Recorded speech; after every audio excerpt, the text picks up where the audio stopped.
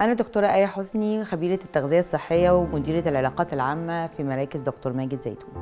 جاي النهاردة أكلمك على حاجة بسيطة.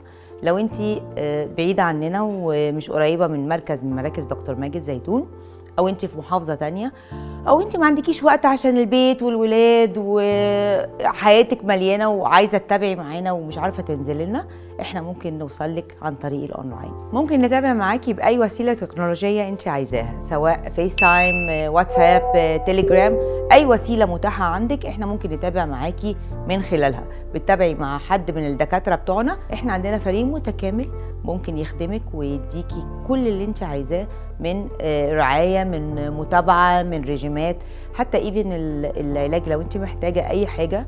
هم بيعرفوا تاريخك الطبي وبيتابعوا معاكي وبيبعتوا لك اللي انت محتاجاه، وبتتابعي معاهم اسبوع باسبوع.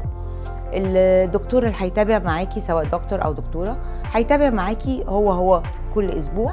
بس انا عايزه ادي نصيحه، ما تتواصلوش مع اي صفحه على الفيسبوك غير الصفحه اللي عليها العلامه الزرقاء الموثقه، لان هي دي الصفحه الوحيده للدكتور ماجد زيتون على السوشيال ميديا، سواء انستجرام او فيسبوك. لازم تكون بالعلامه الزرقاء موثقه من الفيسبوك او من الانستجرام، علشان في صفحات كتير جدا بتبقى مغشوشه مزوره. فانا نصيحه ليكي، تابعي مع الصفحه الوحيده الموثقه لينا بالعلامه الزرقاء، وان شاء الله هتلاقي كل خير. مستنياكم في مراكز دكتور ماجد زيتون. مراكز الدكتور ماجد زيتون للسمنة والتجميل والليزر، للحجز والاستعلام 15 192.